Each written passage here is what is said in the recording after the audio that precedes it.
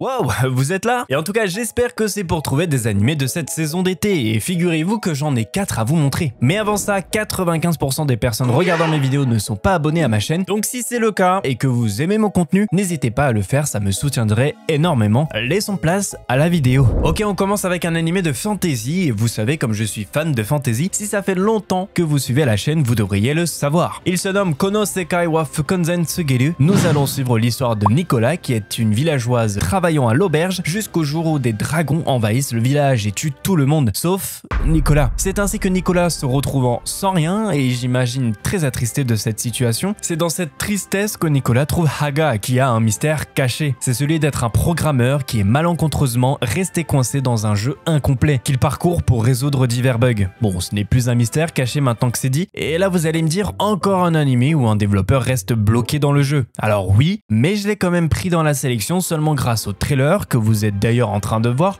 avec une direction artistique plutôt originale, des personnages hauts en couleur et la comédie bien amenée et quelques suspens laissant un fil rouge à l'animé. Et bah il m'en faut pas plus pour que ça m'intrigue. Alors je ne dis pas que ça va être l'animé de la saison, mais avec ce que l'on peut déjà voir, il m'a l'air appétissant. On peut s'imaginer que nos deux personnages restent ensemble H24, mais qui au final ne sachant rien de l'un et de l'autre, toutes deux gardant leur secret bien gardé. Et il faut également s'imaginer leur aventure en quête de résolution de bugs dans un monde qui encore une fois est assez stylé et j'aime beaucoup la direction artistique. Ça pourrait être un isekai assez original et rien que ça c'est difficile de l'imaginer. Et étant donné qu'à l'heure où j'écris ce script il y a déjà un épisode qui est sorti, étant donné que je l'ai regardé, je peux vous affirmer que ça commence déjà très bien. Bref, si vous êtes intéressé par cet animé, eh bien sachez qu'il sort le 5 juillet 2024 sur Crunchyroll et donc il est déjà disponible finalement.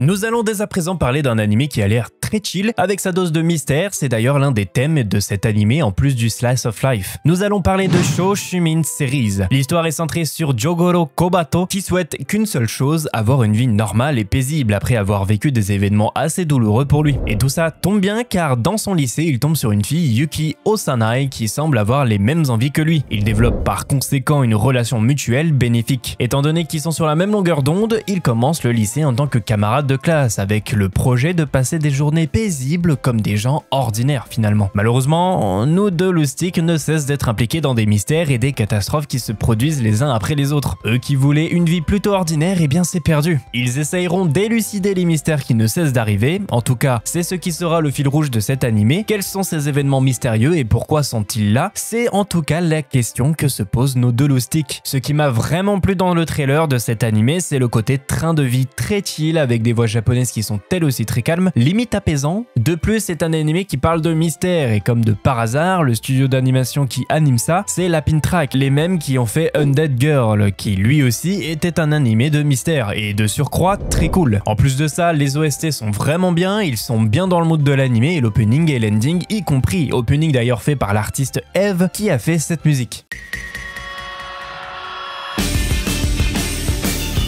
Voilà, j'en montre pas plus, vous savez de quoi je parle. On a donc affaire à pas n'importe qui. Dans tous les cas, si on a une sorte de Hyoka bis, moi je dis oui, et d'ailleurs le créateur original de Shoshumin Series, c'est Yonezawa Honobu, et c'est celui qu'on doit le premier tome de Hyoka. Comme quoi, rien qu'avec le mood de l'animé, j'ai ressenti qu'il y avait un air. Bref, avec mon petit plaid et mon petit chocolat chaud, je pense que cet animé va être une régalade. En tout cas, si vous voulez rejoindre ma team, Shoshumin Series sort le 6 juillet sur Crunchyroll, et il est donc déjà disponible.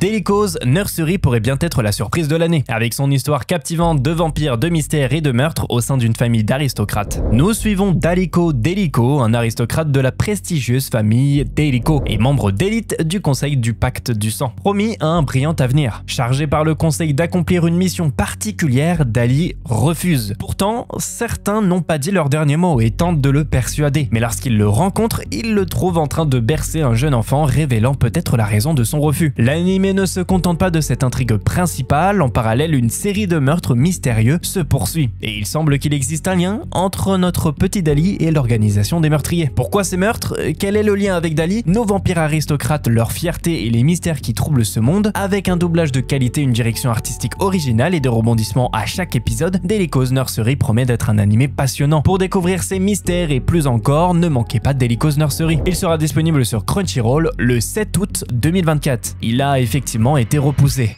Ok, pour ce dernier animé, on va parler de Make Heroine ga Oisugiru. C'est un animé de romance et effectivement, il y en a pas mal cette saison d'été. Bref, nous allons suivre Kazuhiko Nukumizu, un personnage secondaire autoproclamé qui se contente de se fondre dans la masse jusqu'à ce qu'il voit Ana Yanami, sa camarade de classe la plus populaire qui vient de se faire larguer par son ami d'enfance. C'est pourquoi Kazuhiko, qui ne savait pas comment réagir, s'est senti obligé d'essayer de la réconforter. Ça partait d'une bonne intention pourtant, mais Kazuhiko va finir par se retrouver dans des histoires assez similaires de celle d'Ana. C'est ainsi que nous suivons une bande de lycéens. Je vous avouerai que ça reste une romance assez classique avec de l'humour, des personnages bien déjantés, un doublage de qualité ainsi que ses OST. Voilà, rien de plus à dire sur cet animé. Il sera disponible le 13 juillet sur Crunchyroll. Et non, ce n'est toujours pas la fin. Petit bonus, on va parler de Wistoria Wind and Sword. Je vous avouerai qu'en lisant le synopsis, je me suis dit bon, c'est encore un animé qui va ressembler à tous les autres du même style, mais en regardant le casting et en me renseignant un peu dessus, j'ai constaté que le scénariste de l'histoire, c'est Fujino Omori, celui qui a créé Danmachi. Ouais, et vous savez mon amour pour Danmachi, j'en ai fait une vidéo à part là-dessus, mais ce n'est pas tout. Le réalisateur c'est Tatsuya Yoshihara, et si vous ne savez pas qui est cette personne, eh bien laissez-moi vous dire ce qu'il a fait, entre autres Blade Blade, Metal, Fate, Apocrypha, Black Clover, Jujutsu Kaisen, Chainsaw Man, Barakamon et même Frieren.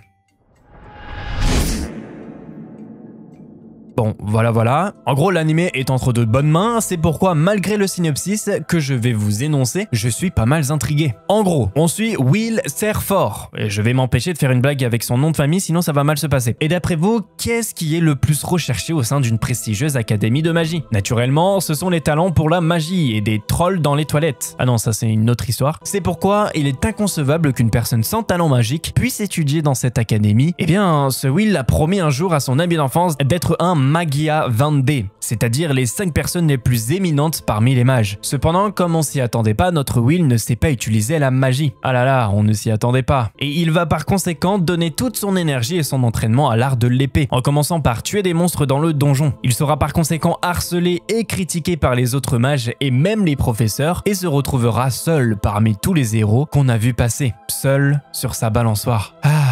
Cependant, une personne reste à ses côtés, c'est une fameuse Colette qui semble être très studieuse et très attachée à notre personnage principal. La route sera longue pour arriver au sommet et sera semée d'embûches et il n'y a aucun raccourci pour devenir un Magia Vande. Ok, j'arrête avec les allusions sur Naruto. C'est ainsi que nous allons suivre notre Will dans son aventure pour arriver au sommet. Un synopsis plutôt connu comme vous le savez, mais je lui laisse sa chance, sachant les personnes qui dirigent ce projet. Danmachi, je t'aime. Il sera dispo sur Crunchyroll le 7 juillet, ce n'est pas dispo à l'heure où j'écris ce screen, mais à l'heure où la vidéo sortira, il sera dispo. Donc si vous êtes tout autant intrigué que moi, eh bien foncez. Et voilà mes petits loups, j'espère que cette vidéo vous a permis de trouver au moins un animé à regarder pour cette saison d'été. Et si vous en voulez plus, j'ai sorti une vidéo avec 4 animés de cette saison été 2024 également. Allez, on se voit là-bas. Mais avant, abonnez-vous pour soutenir la chaîne. Merci.